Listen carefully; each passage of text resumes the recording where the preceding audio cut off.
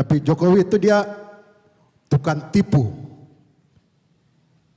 Kalau logat Papua itu bilang tukang tipu. Jokowi itu dia pembohong.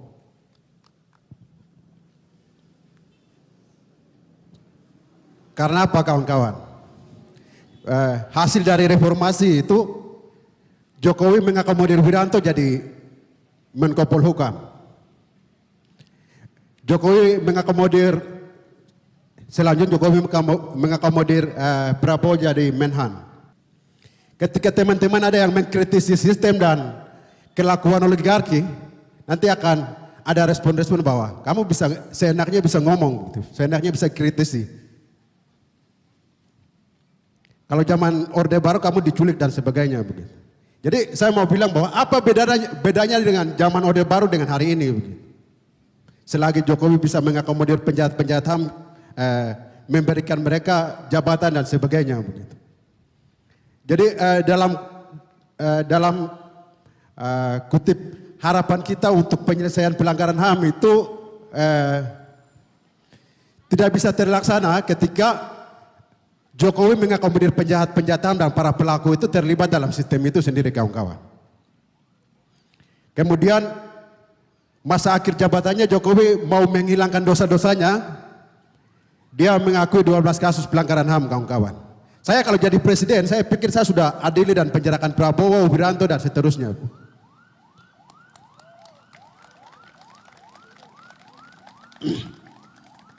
Karena mereka adalah orang-orang yang bertanggung jawab, bukan mengakomodir mereka untuk memberikan jabatan di level pemerintahan. Itu pengkhianatan kawan-kawan. Lalu dari 12 kasus itu proses penyelesaiannya Jokowi dia mengkhianati undang-undang yang berlaku. Misalnya pembentukan lembaga rekonsiliasi dan penyelesaian pelanggaran HAM berat dan sebagainya. Tapi mau penyelesaian kasus-kasus ini non judisial kawan-kawan. Padahal korban-korbannya ada. Saya akan tarik lagi ke sedikit cerita soal Papua. Misalnya biak berdarah. Orang yang bertanggung jawab adalah Wiranto. Ketika Jokowi mengakomodir Wiranto sebagai Menko Polhukam, bagi orang Papua itu menganggap bahwa itu pengkhianatan yang Jokowi lakukan terhadap orang Papua. Selain biak berdarah, salah satu korban adalah Philip Karma. Philip Karma pun meninggalnya secara membuat kita kaget ya, tragis. Di mana tempat yang sama itu Arno Lap dibunuh dan mayat Philip Karma ditemukan di situ. Gitu. Salah satu korban yang selama ini mendesak ke pemerintahan Jokowi dan penyelesaian pelanggaran HAM dan sebagainya. Gitu. Kemudian dosa Jokowi yang lainnya adalah ketika dia terpilih periode pertama 2014 lakukan Natal bersama rakyat di Papua. Di Jayapura Jokowi berjanji untuk menyelesaikan pelanggaran HAM khususnya kasus penganiayaan berdarah kawan-kawan. Ini Natal kawan-kawan. Bagi orang Kristen itu bahwa ini barang yang sakral begitu.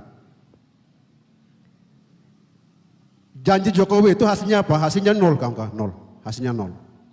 Sampai hari ini pengadilan dilakukan untuk menghilangkan para pelaku kawan-kawan. Jadi kami orang Papua merasa bahwa harga diri orang Papua itu tidak dianggap sama sekali.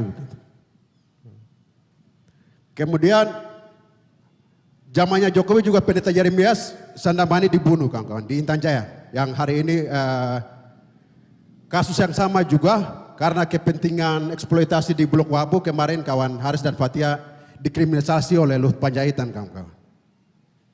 Seharusnya kami sebagai orang Papua kami bertanya, kapan Jokowi adili Luhut Panjaitan untuk soal Blok Wabu? Lalu siapa yang akan bertanggung jawab kematian Pendeta Yeremias Sandamani? Tapi saya mau jelaskan sedikit bahwa pembunuhan Pendeta Yeremias Sandamani pelakunya adalah TNI yang makan tidur tinggal di dalam rumahnya pendeta kawan-kawan. Jadi saya mau bilang bahwa dari 12 kasus yang diakui oleh Presiden pembohong, itu 2 kasus itu diantaranya Wasior berdarah dan Wamena berdarah. Korban menolak untuk penyelesaian non-judisial kawan-kawan. Karena korban ketahui bahwa pelakunya ada kok, kenapa tidak mau diadili begitu. Bahkan hari ini belum pernah ada kasus pelanggaran HAM di Papua yang diadili secara hukum dan sebagainya kawan-kawan. Kecuali kasus mutilasi di Timika. Itu pun ada banyak kejanggalan karena adanya bisnis militer penjualan senjata terhadap sipil dengan militer kawan-kawan. Jadi kawan-kawan bisa analisa bahwa konflik di Papua itu diciptakan karena kepentingan bisnis antara militer dan sebagainya kawan-kawan. Banyak fakta dan sebagainya. Jadi saya mau bilang bahwa Jokowi akan hidup dengan ketakutan karena atas dosa-dosanya selama 2 periode itu kawan-kawan. Keturunannya akan hidup dengan ketakutan, jiwa ketakutan, kejahatan yang dilakukan oleh 2 periode bapaknya akan menghantui hidup mereka kawan-kawan. Bahkan hal yang sama penjahat-penjahat kemanusiaan yang hari ini menduduki sistem hari ini, mereka akan hidup dalam ketakutan kawan-kawan. Karena semakin banyak yang datang dan semakin banyak yang menyadari bahwa ada yang salah, berharap perubahan itu bisa terjadi di kemudian hari kawan-kawan. Lalu kami sedang khawatir ketika hasil rekapitulasi, quiz-con online, bahwa jumlah yang tertinggi adalah Prabowo Subianto. Mungkin kawan-kawan kaget ketika ada jumlah yang diratis di Papua ya. Saya mau gambarkan bahwa kayak di Nduga, Intan Jaya, Pegunungan Bintang, Maibrat, Yaukimo itu wilayah operasi militer yang dilakukan oleh pemerintahan Jokowi hari ini. Rakyat sudah mengungsi kawan-kawan. Jadi kawan-kawan bisa analisa siapa yang melakukan pemilihan di wilayah-wilayah itu. Gitu. Jadi selain aparat yang membantu pihak penyelenggara untuk mendrop surat suara, mereka lah dan Tuhan yang tahu kawan-kawan. Kemudian saya mau bilang bahwa kami sedang khawatir ketika Prabowo jadi presiden kawan-kawan. Eskalasi kekerasan itu akan meningkat di Papua. Di mana respon dan debat dalam Cawapres kemarin, Prabowo sendiri menyatakan bahwa ini karena isu separatisme dan pendekatan tetap militeristik. Gitu. Kami sedang khawatir karena orang Papua sedang menuju genosid. Ekologi orang Papua dihancurkan karena dengan proyek-proyek food state yang dikerjakan oleh Prabowo itu sendiri. Saya tidak tahu apakah makan siang gratis itu akan memperlancar program food state di Papua. Selain memperlancar operasi militer, berharap mimpi buruk ini bisa jadi perantara untuk kawan-kawan bahwa sampaikan kepada teman-teman lain dan publik bahwa orang Papua tidak hidup dengan baik-baik saja kawan-kawan. Itu sedikit orasi saya. Wah. Prabowo itu penculikan aktivis tahun 97-98. Bukan hanya 98 ya, itu tapi juga sebelumnya ya, tahun 97. Wiranto waktu itu adalah Panglima ABRI, bertanggung jawab di peristiwa di Mei.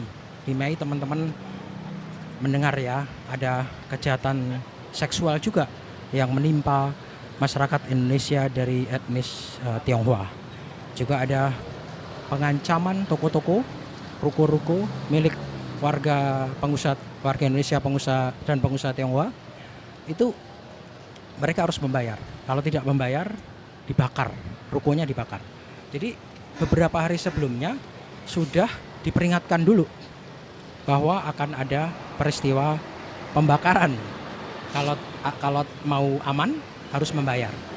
Itu terjadi di area Glodok di Jakarta waktu itu.